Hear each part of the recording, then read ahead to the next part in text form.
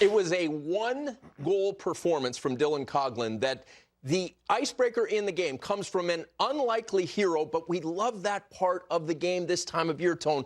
This guy, undrafted, a free agent, and this is his first playoff run on the ice. He looked like he belongs. Yeah, he played 3 regular season games this year, and I had to look him up to see what his history was. I knew the name. I knew he was on Vegas, but I really didn't know where he came from and what he's done. But obviously, he was ready for tonight. He did a lot of great things defensively, jumps up in the play at the right time, recognizing that Colorado was going on a change there, becomes the 4th man, gets the puck and buries it.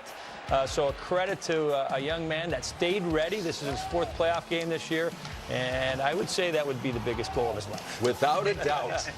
And that was a theme all night off the rush.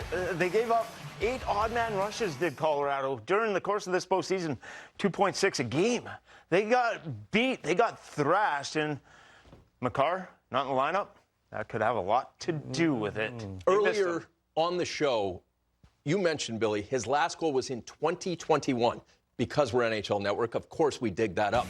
This is remarkable. December 17 of 2021 says a lot about this player and his confidence to stay at it. That was 5 years ago, 2021.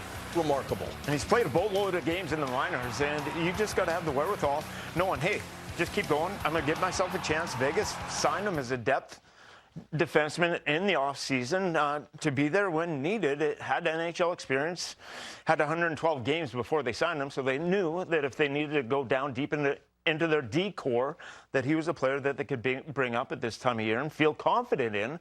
Bring him up and scores one of the biggest goals of the year for Vegas. It's a great story. When you're undrafted and you have to battle your way up through the minors like that, you don't get a lot of opportunities, and these are rare. It's a special night for Coghlan, and he made the most of it. That was a zippity-doo-dah shot as he got it off quickly, and it burns right between the barn doors of the goaltender, Wedgwood. Carter Hart, we knew his story, and we knew what kind of a challenge this would be for him. He posts a .947 save percentage against one of the most potent offenses we've ever seen. Forget about just this year. The way they come at you and the pressure that was being applied late. We saw Nathan MacKinnon bringing all the arsenal. Carter Hart, since John Tortorella has taken over, his game has elevated to a very high level.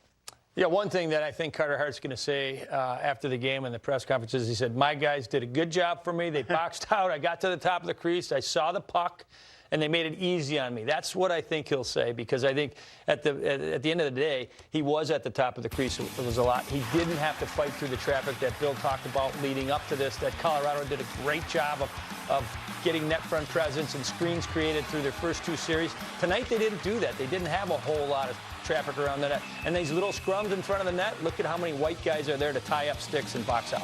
Best screen team in the NHL. They did have some screens, and Carter Hart made some tough saves off some deflections, but not normally as high a rate as you would expect. Colorado does. They play a lot. They get low to high, shots from defensemen, traffic in front. They boxed out really well, and then Carter Hart did the rest. And a big part of it is John Tortorella just saying, once he gets there, you're my guy. No matter what, you look at the one game, he had the really bad game, they put him right back in. There was no hesitation in who the number 1 is going into the playoffs. They weren't going to back down. It was either going to be Carter Hart or nothing. And it was only going to be an emergency if Adin Hill was going to be there. And when you have that kind of confidence from your coach and you have the ability that Carter Hart does, you can start to see it shine. And when you watch him play net, there's not a lot of wasted movement. It's calm.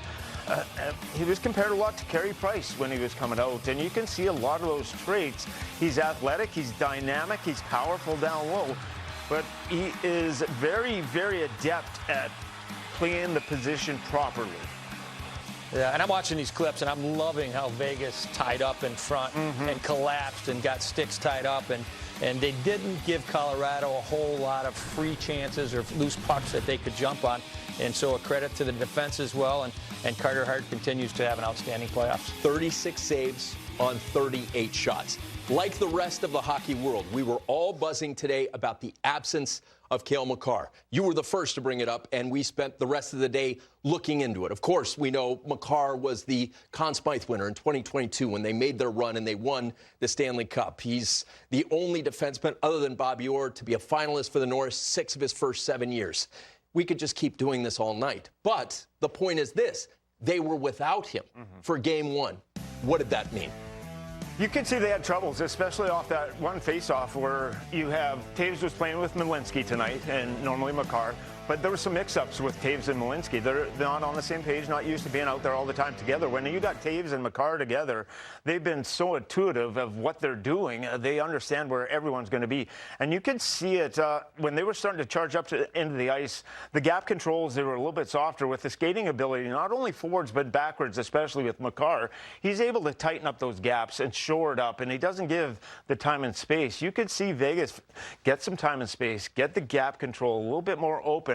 And then on the offensive side of the puck, what Makar does exceptionally well is that that first pass, that breakout, now let's go. And he's also jumping up in the play. Their breakouts weren't as clean and as efficient. And that allowed Vegas to disrupt the neutral zone a little bit more than maybe they wanted. You could not see Colorado get that engine revved up, get that speed.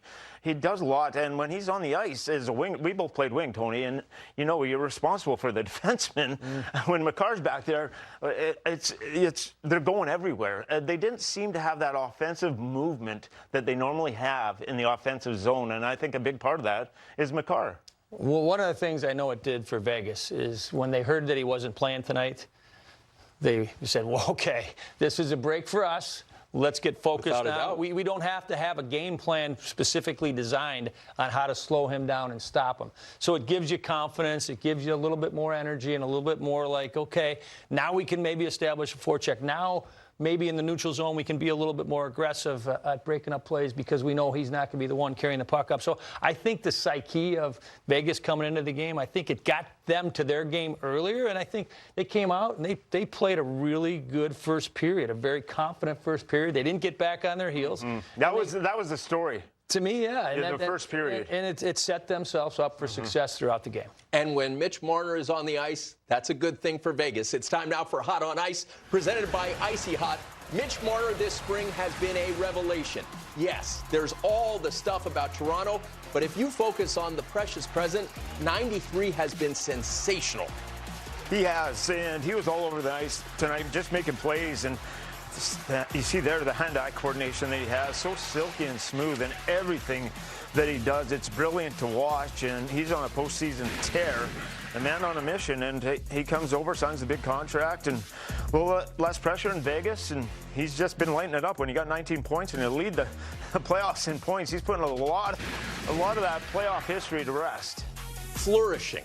The one thing that you heard again and again and again was he was forced to the perimeter when he played for Toronto in the postseason. He's all over the ice now, Tone.